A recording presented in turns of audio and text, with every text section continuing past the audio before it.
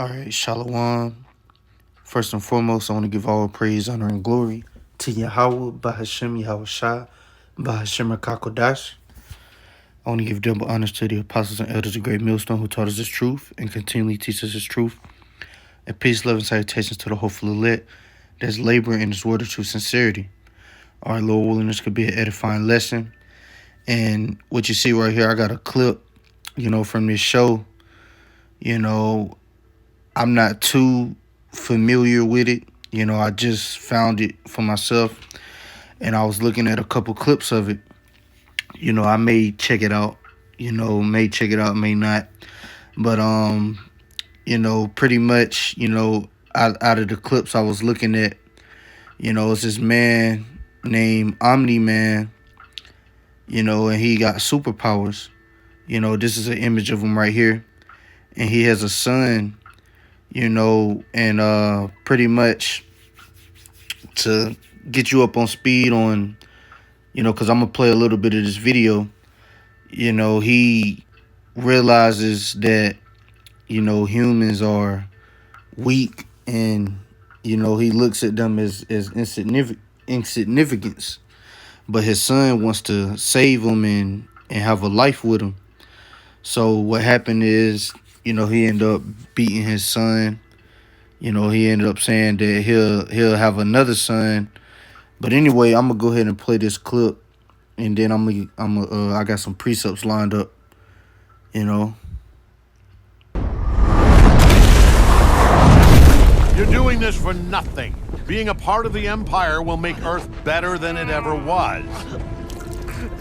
And what if they resist? That's why we're here. To keep them from resisting. To show them how wrong they are. How pointless it is. That they can be a part of something bigger. Or die. Yeah, so when I saw this, I thought about when the elect comes down from the ships. Because like I said, what's happening right here, he's beating on his son. Because his son wants to save, humanity and protect them and, help them. But his father wants to rule over them. His father wants to. That's why his son just said, what if they resist? And what was his answer? Which, let me replay that. Better than it ever was. And what if they resist? That's why we're here. To keep them from resisting. To keep them from resisting. Because that's what we're going to do when we come into power. We're going to beat these other nations, man, with that rod of iron.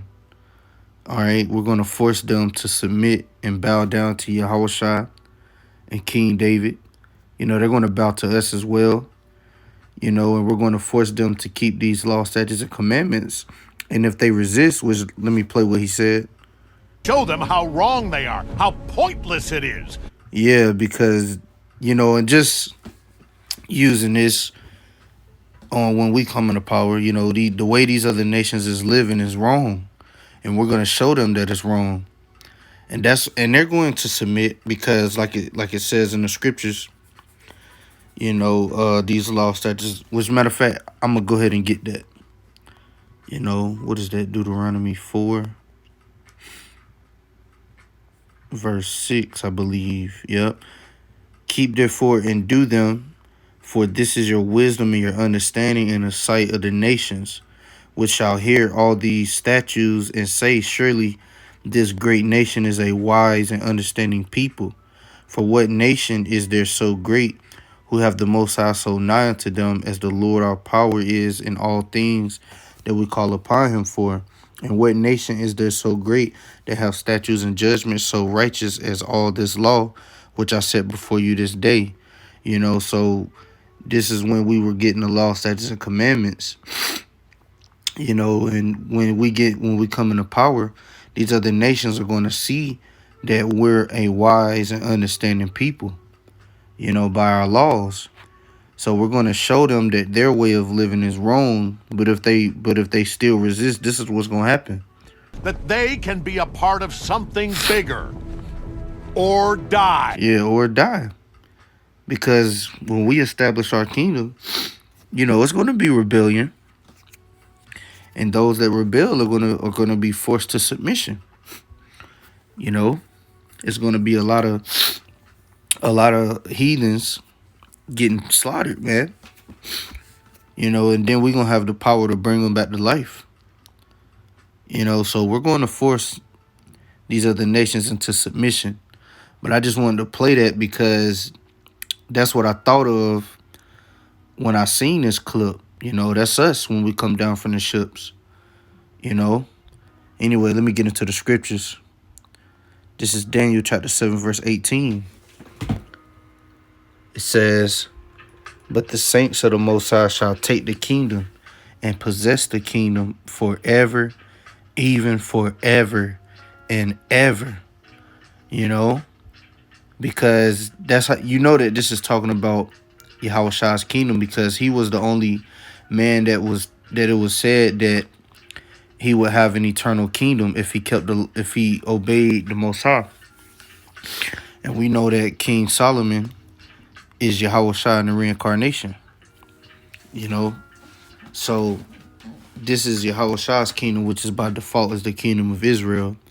But we're going to take the kingdom, Lord willing, with the elect. Once Yahweh delivers us and we get those new bodies, after a certain amount of time, we're going to come down and we're going to take the earth, man. We're going to force these other nations to bow down. And like Omni-Man just said, if they don't comply, they don't see that what we're telling them, is a better way of living, they could be a part of something great, then they're going to die. That's how it's going to be. And Esau wishes that he had that power, man. He wishes that he was blessed with that. And that's why he hates us so much, because he knows that we're going to receive that power. So he's jealous. And spiritual power is right around the corner, man. That's why it's so many spiritual power shows and TV and movies coming out, man. You got this new show called Jupiter's Legacy. I believe that's what it's called. It came out on Netflix yesterday. I checked it out. It's pretty straight. It got a lot of flaws in it, but that power's coming, man. Anyway, let me get some more scriptures. This Psalms 149:5. "Let the saints be joyful in glory. Let them sing aloud upon their beds.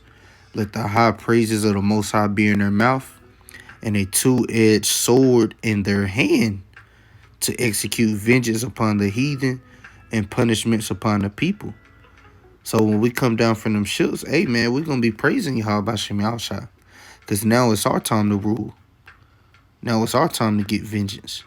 That's why I said to execute vengeance upon the heathen and punishments upon the people. And we're going to get vengeance on all of our enemies, man. Psalms, the 82nd chapter, they tried to keep us from knowing who we are. They wanted to cut us off as a nation, man. Esau wanted to exterminate us. So we're going to get vengeance, man. And he's going to be exterminated. He's been trying to exterminate us ever since he came into power. So we're going to get vengeance, man. Like it says in Jeremiah 30:16. Which, matter of fact, I'm going to get that real quick. All right, this is Jeremiah chapter 30, verse 16. It says, "Therefore all they that devour thee shall be devoured, and all thine adversaries," which means enemies, "every one of them shall go into captivity, and they that spoil thee shall be a spoil, and all that prey upon thee will I give for a prey." So the Lord is going to give us all of our enemies, man. Like he told Yahweh, he says, "Sit on my right hand till I make thy enemies thy footstool." And what Yahweh get, Lord willing, with the elect, he's going to share it with us, because he promised that those that overcome and keep of his works until the end, he's going to give them power over the nations, and he's going to make them joint heirs. So they're going to be our footstool as well. Lord willing, we are part of the elect. It says, "For I will restore health unto thee, and I will heal thee of thy wounds, saith the Lord, because they called thee an outcast, saying, This is Zion, whom no man seeketh after." So the Lord is going to heal us of our wounds. You know, these other nations look at us as we're the scum of the earth. But he's going to give us our glory back. You know, and when this comes to pass, we're going to receive our glory back. Best believe all nations will look up to the Israelite man and fear the Israelite man. All nations and all the women, you know, beginning with our nation, are going to fear us again as well, man, and respect us and lust after us. We're going to get that again, man. You know, it says to bind their kings with chains and their nobles with feathers of iron. And that's what we're going to do, man. All the kings of the earth, these heathens, they're going into slavery. They're not going to be great in the kingdom. You know, they might sell for a great price when we sell them. This is Trump. You know, this is Kim Jong-un right here. This is George Washington. You know, but they're going to be slaves. All right? It says to execute upon them the judgment written. Dishonor have all his saints. Praise ye the Lord, man. And that's what we going to do. Because he's going to give us he's going to give us what's the word I'm thinking of? Pretty much he's going to give us the freedom to get vengeance on these heathens. You know? And hey, man, it's gonna be a lot of violence when the kingdom of heaven is established, when it's being established here on earth. It's gonna be a lot of violence, man. You know. This is Isaiah chapter 49 verse 23. And kings shall be thy nursing fathers, and their queens thy nursing mothers. They shall bow down to thee with their face toward the earth, and lick up the dust of thy feet. And thou shalt know that I am the Lord, for they shall not be ashamed that wait for me. So these are the nations, they gonna bow down to us.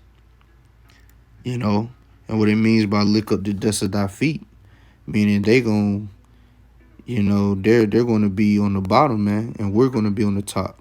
Because when you read the curses say that we, you know, these heathens would be the head and we would be the tail. But we're going to be blessed again. We're going to be the head. You know? All nations will bow down to us. Beginning with Esau, man. That's why it says this in Revelation, the 3rd chapter. This is Revelation chapter 3, verse 10. Verse 9. Behold, I will make them of the synagogue of Satan, which say they are Jews and are not, but do lie. Behold, I will make them to come and worship before thy feet, and to know that I have loved thee.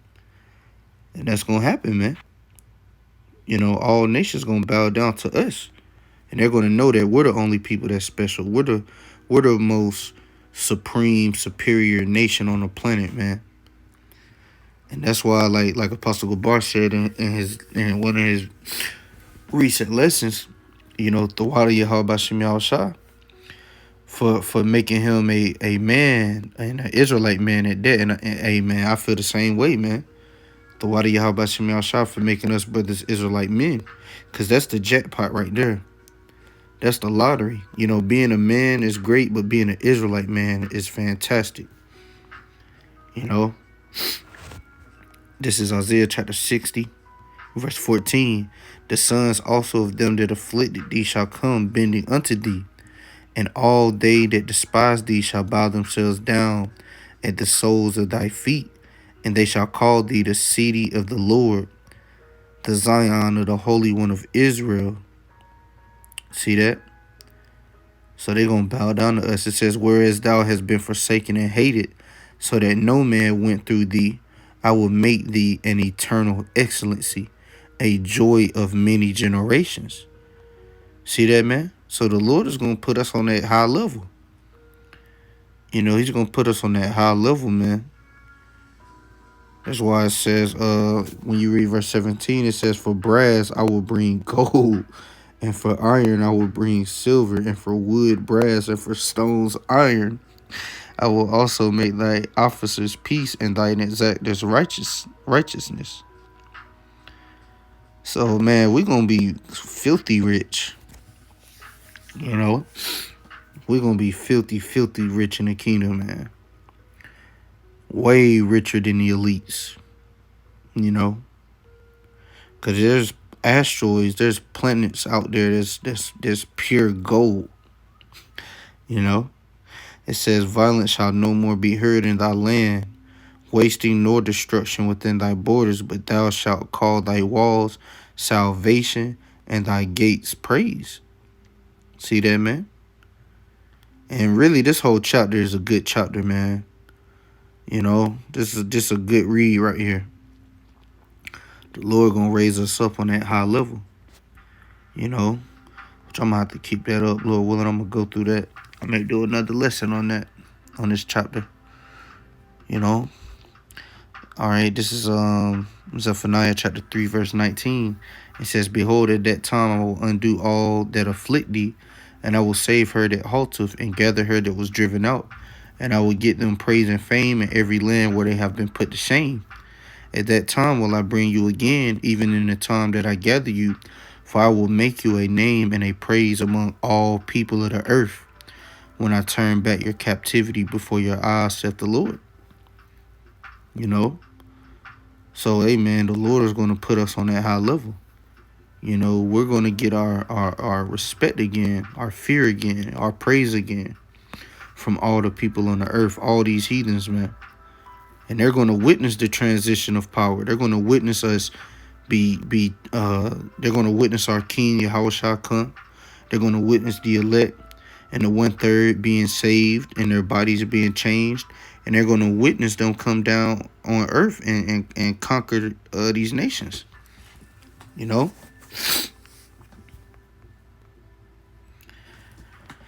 This Isaiah chapter 2, verse 2. And it shall come to pass in the last days that the mountain of the Lord's house shall be established in the top of the mountains and shall be exalted above the hills. And all nations shall flow unto it.